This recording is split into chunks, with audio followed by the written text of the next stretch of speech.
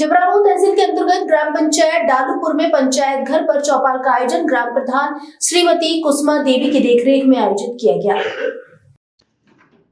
जिसमें बीडीओ श्रीमान दीपांकर आर्य, पंचायत सचिव योगेंद्र सिंह, एडीओ आईएसबी अनिल कुमार शाक्य, जेईएमआई उदयभान की मौजूदगी में आयोजित किया गया, जिसमें ग्रामीण वासियों को सरकार द्वारा चलाई जा रही योजनाओं के बारे में बताया गया। आयोजन में उपस्थित ग्रामीण वासियों के अतिरिक्त पूर्व प्रधान श्री अखिलेश कुमार सिंह, पूर्व प्रधान शत्रुघ्न सिंह भी उपस्थित रहे। बताई गई योजनाओं के बारे में सुना तथा उनकी जानकारी ली और ग्रामीण वासियों ने अपनी समस्याओं से अवगत कराया। उपस्थित अधिकारियों ने समस्याओं को सुना और जल्द से जल्द पूरा करने का विश्वास दिलाया। वंदे भारत कन्नौज से ब्यूरो चीफ वीरेश कुमार सिंह की रिपोर्ट। परिवार जो एक है मौजा मैं दूसरे मौजा मैं ही नहीं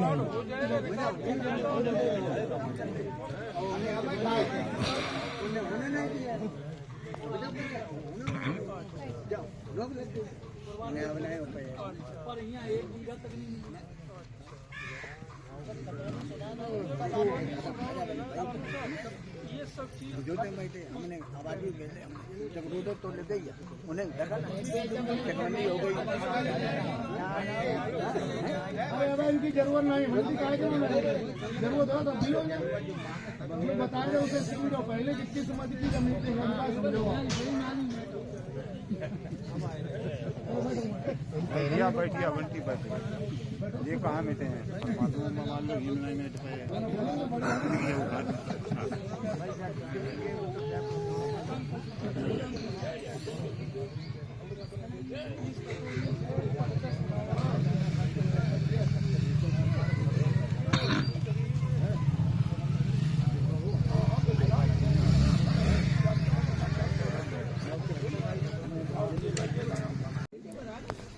सब काम होता रहे 90 के बाद डीएम साहब नहीं हुआ डॉक्टर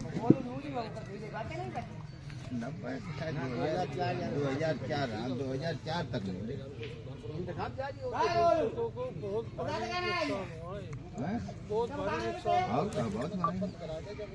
2004 तक केसीसी वगैरह सब बनते रहे, पर जब 23 लेटेस्ट जारी होता सब बन जाते तो उससे बहुत भारी नुकसान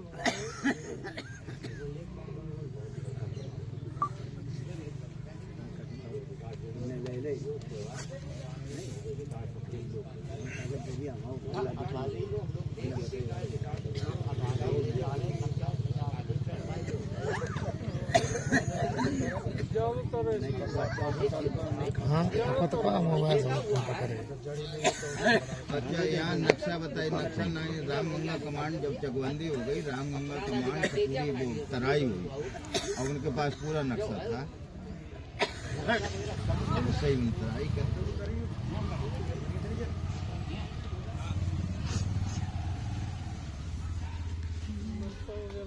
तैयार करा लिया गया आपको पुराना नक्शा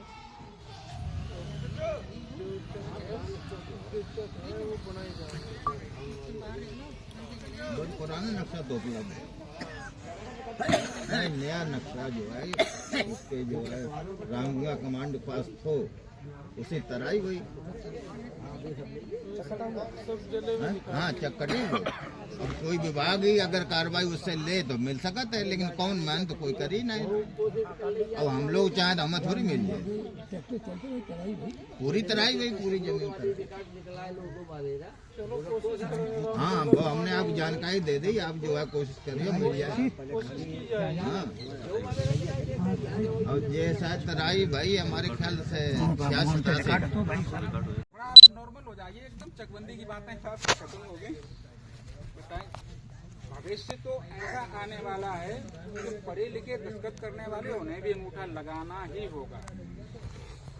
दस्तखत इतना वैलिड नहीं होगा जितना अंगूठा वैलिड होगा, और ऐसी डिवाइस ऐसे जो नए सिस्टम एकदम इससे तो नहीं बच पाएंगे कि हम अंगूठा नहीं लगाएंगे, अंगूठे को लगाने पड़ेंगे तो, लेकिन थोड़ा जहाँ पैसे की लेन देन वहाँ थोड़ी सावधानी बरतें। और योजना बता दी हो सर अभी तक जब हम आए तब से सर चकबंदी चल रहा था, वाली बात तो थोड़ा सा हम अपना बता दे रहे हैं कि चौपाल का मेन उद्देश्य क्या है।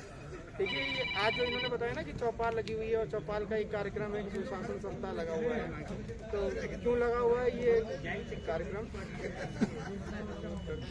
क्यों लगा ये कार्यक्रम? देखिए ऐसा है कि ग्राम पंचायत में जब माननीय मुख्यमंत्री जी ने ये कहा कि प्रत्येक शुक्रवार 2 ग्राम पंचायतें सेलेक्ट की जाएं, 2 ग्राम पंचायतें सेलेक्ट करके उसमें चौपाल का आयोजन किया जाए। चौपाल के आयोजन से फायदा क्या होगा? देखिए ग्राम पंचायत में जब चौपाल का आयोजन होता है तो जो भी अधिकारी हैं या ग्राम स्तरीय जो भी कर्मचारी हैं, ग्राम प्रधान हैं और भी कई लोग हैं जो उपस्थित होते हैं, हमारे ग्रामीण जनता उपस्थित होती है, जो कहीं ना कहीं योजनाओं के बारे में जानती तो है पर कभी कभी कुछ कम चीज़ें जानती है।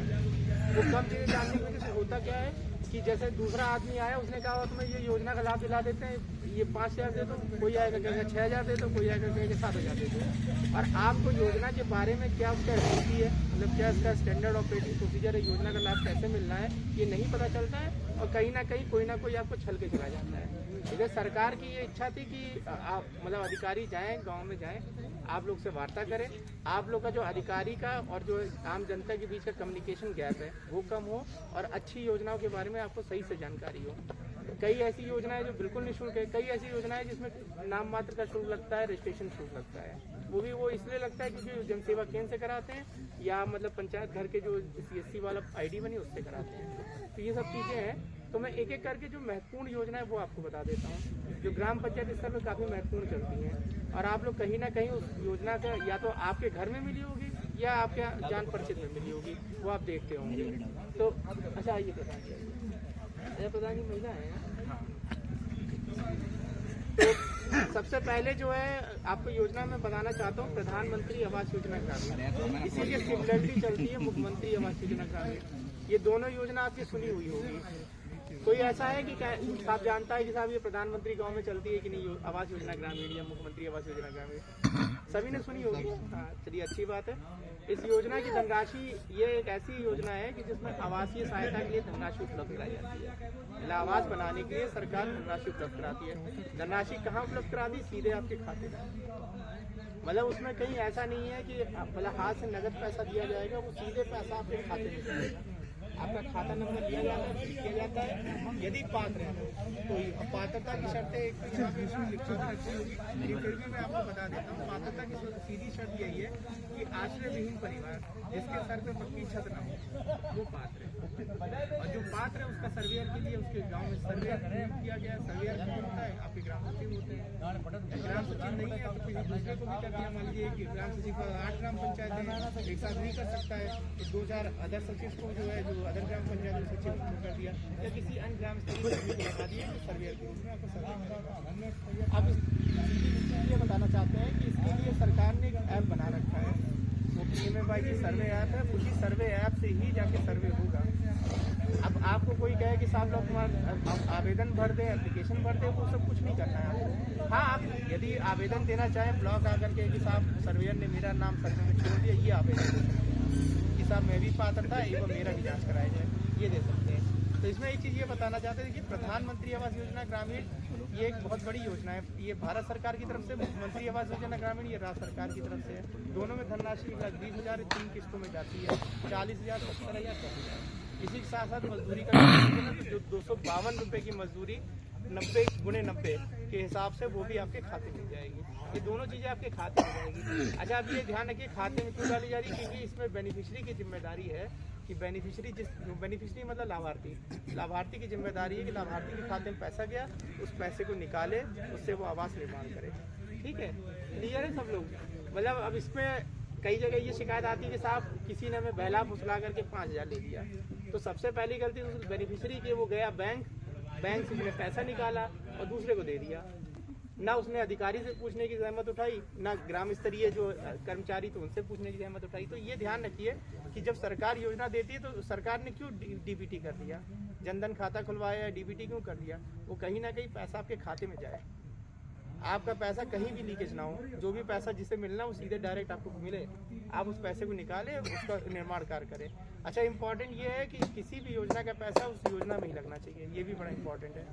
जनरली लोग करते क्या है कि पता चला आवास का पैसा आया, उसे कहीं दूसरे कामों में खर्च कर दिया, खेत खरीद लिया या इत्यादि कर लिया, फिर आवास नहीं बनना है, फिर पीछे पड़ना